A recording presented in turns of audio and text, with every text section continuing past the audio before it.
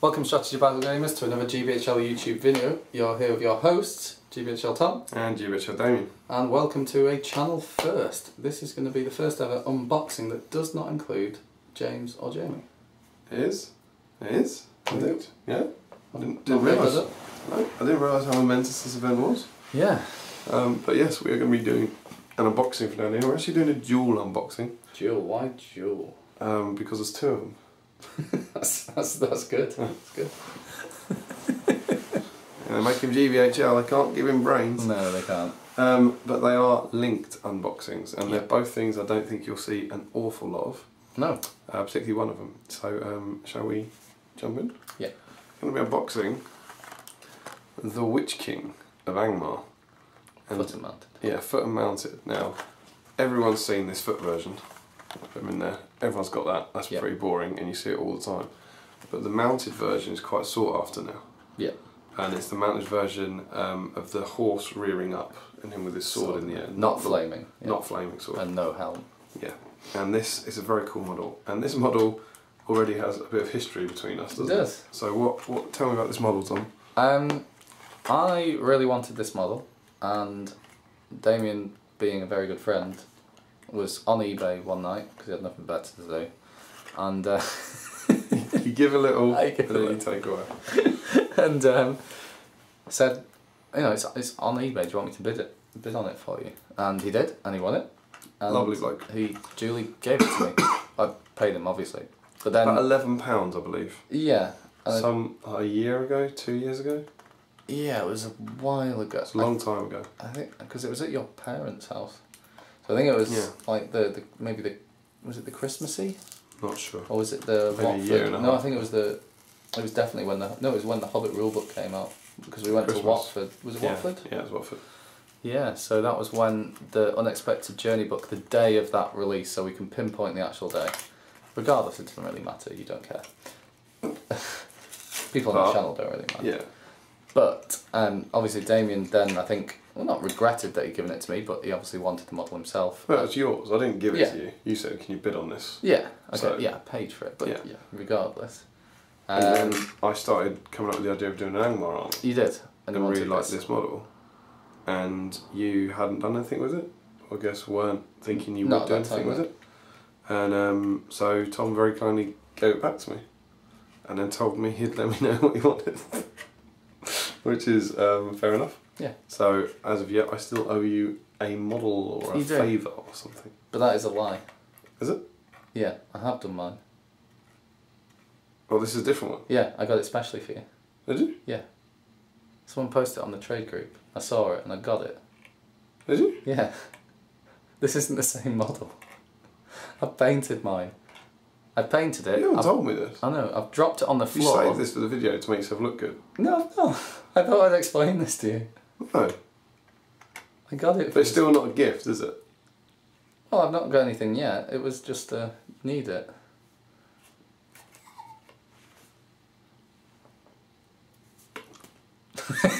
Don't do this. Don't do this. Okay. Well, thank you. Yeah. I didn't know that. Well, isn't this a lovely announcement video? I bet you're thrilled at how much model you're seeing at the moment. So yeah, let's get stuck into it. It was sellotaped together, so I've opened it up, but if you are using these blisters as ever, use a knife. Not use a knife. Not ask an adult. Yeah, ask an adult for help. But here he is. There is the Witch King. Let's see if we can... Face, I there he goes. Cracking stuff. So you can see that he's got... What's missing there? There is 2 horse legs missing. Yeah. And his sword arm. Now, when I put this together, it was an absolute faff. Yeah. Because when you're working with metal, it takes a while for the pieces to stick together. Absolutely. And I very much stuck my thumbs to the model. Oh yeah, you can do that a bit if you use a super gun. I remember, well, at the time I was still in my old flat, so it is a while ago. There's the boring Witch King. And the lighting there was really poor, so it was hard to do modelling very well, and I just remember it being an absolute nightmare. And then you get a little sprue, which has got the legs. Let's see if we can find that. I think that's caught it. The legs and the sword arm on like that. But it's a really cool model. It's super pose. I always find that Finecast gets a lot of bad rap, and resin does, for like gaps and stuff. But Metal horses with legs are a nightmare. Yeah. They're horrible. It's not just a fine cost thing. If you assemble like metal Saruman, the gaps between the legs you have to add in are horrible, and I imagine this might be the case. But it is it's a gorgeous pose. Yeah. Let's give you a bit more of that, so you know you get your non-money's worth. But it's a really, really nice pose. It's very, very iconic. And yeah, I wanted it for my one-day army of Angmar, which will happen at some point in the future, who knows when. But it's good to have it tucked away. So the Witch King, we've seen a fair bit of Felbeast stuff on the channel, I think. It's not Felbeast, Ringwraith, but... Yeah, people don't tend to take the Witch King as often as you'd think. This is classic Witch King, isn't it? It's the Witch King, he's a hooded wraith without anything fancy, and he's on a horse. It's pre all the kind of named wraiths coming out and changing things up. So what are the strengths of the Witch King? He can take 3 might, 3 might, 20 will, and 3 fate. He's also the only wraith who can take a Morgul Blade. Yes. So all the special rules are the same as the normal wraiths, but he can have the Morgul Blade. And the Morgul Blade is vicious. Yeah. Because it kills, if you cause a successful wound, it kills. Yeah, you can stop it with fate, but if you don't, then it takes all wounds off. So it is a one-use only though, isn't it? Yeah, so you have one, you have to declare this is on this attack. Before you've even won the fight, I'm going to be using the Morgul Blade. And I think because of that we don't see it a lot, do we? No. He's got a few pieces of equipment we don't tend to see when we see the Witch King. He also has the crown, doesn't he? Yeah, the crown of Morgul, which is 30 points, so it's a lot to give a Ringwraith, which generally aren't meant to be used for combat. Particularly not on a horse. No, I mean you could give the Witch King on horse. That would be the only appropriate time to give him the crown of Morgul. But the issue is, for 20 more points you can get Felbeast, which is far, far better. If there was no option for the Felbeast, or if the Felbeast were fairly costed at about 75 points, then it makes it viable again. Because then you've got some, the Witch King's likely to be your leader if you've got that kind of force. You're investing a lot of points into him. So giving him 3 attacks just gives you that bit of security against some of the bigger heroes that could catapult into him. Absolutely. And he also has your staff is broken. Great point. Thanks. That is where it does come in handy. Yeah, I mean that's an incredibly useful spell. Yeah. Particularly in Wraith armies. Well, when you're getting up to kind of 1,000-point level, most competitive armies will have some sort of wizard or Ringwraith. And you can't sap will a wizard's staff. No. So being able to break it is incredibly useful. And it's so easy. Isn't it a 4+? Yeah, I think so. Off the top of my head, and it's just so frustrating. And what's also nice about the Witch King is his profile's quite dynamic. Like unlike the named wraiths.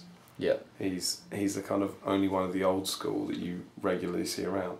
Yeah, and I think he's great for that, because you have a certain amount of points left for your big hero. Right, I'm going to give him 3 might, 13 will, 2 fate, done. I've used him. I used him in probably my filthiest Isengard army at 1,000 points. Yeah. Essentially 900 points of Ferals and Saruman and the Witch King, because at 1,000 points I thought I needed another caster. Yeah, and he was brilliant for me. That's the only time you've deviated and had not full Isengard. Yeah, absolutely. In my filth lists. Yeah. Yeah, and it worked really, really well for me at 1,000 points. I don't think race are just horrific. Yeah, they do so many things. They bring so much. And unless you're a relatively new player, it's generally quite easy to hide them. Yeah, absolutely. Especially on a horse or on a Felbeast, use them in a slightly different way. But you just had him on foot. I mean, it was great. It's easy enough to do behind behind your troops. Yeah. So he's cool, and for me, I'm not a fan of the named wraiths. No, I never like them. I'll never buy them. Yeah. None of. Whereas the Witch King is so iconic from the books, and I think that pose of him on the horse rearing up, it's meant to be the pose of him at the Ford of Brunnen, isn't it? I think. Yeah. And it's very, very cool, and I like it, and I hope before too long he's at the head of my Angmar army. Yep. Which I now have everything for. Yep. But then I have everything for a lot of armies. So yeah, Okay, that's the Witch King. Yep. And the other bit, which is kind of a bit of a bonus to show you. Bonus unboxing. Yeah, it is. And not unboxing, unbagging again. Yeah, it's linked to Witch King. It's this guy. You get that? There he is. Yeah, that's got him. And what's this, Tom? This, I can't really see because your hand's in the way, but this is a Twilight Ringwraith. Twilight Ringwraith. And this... Very cool. It's very cool, and I've got to say, massive thanks, thanks to Sam Jeffrey, who I've been after one of these for something, and he traded this with me, very much in my favour.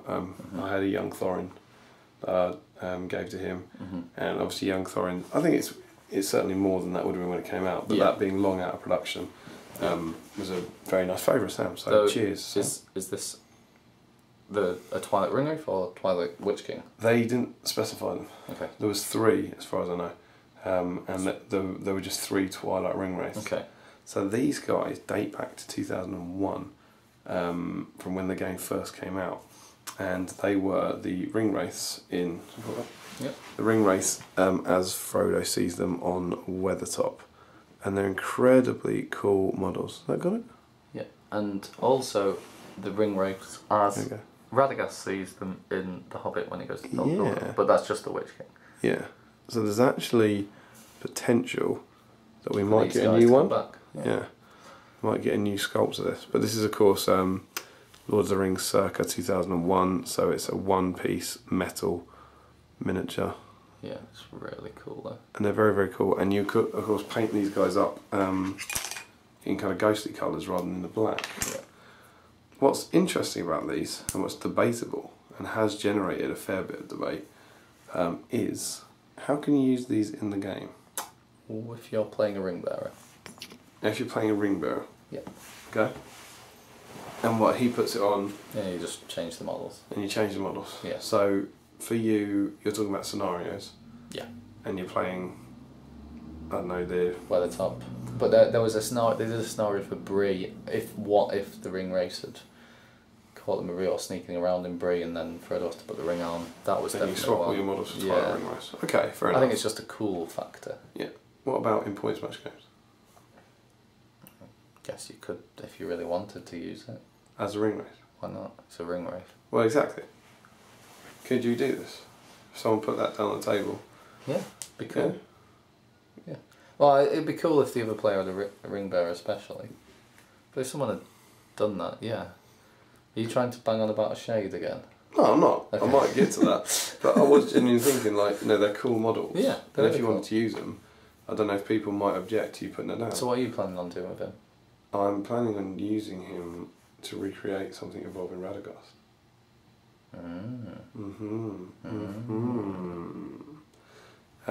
But could you use him as a named Ringwraith? So it's a bit iffy, isn't it? It's a strange one. And what's interesting about them, I think, is they never had a profile. You go back to the Fellowship of the Ring sourcebook. Twilight Ringwraith didn't have a profile in that. So they were always out as alternate models for Ringwraiths. But they're out of production. You can't see them anymore. You can't use them as anything. So can you use them as anything else? I think that's the same as asking the question, can you use a normal hooded Ringwraith as a named one? Yeah. It's the same question. Exactly. So suddenly this becomes my Knight of Umbar. Yeah, and my answer to that in all friendly games is yes. Yeah. I don't particularly.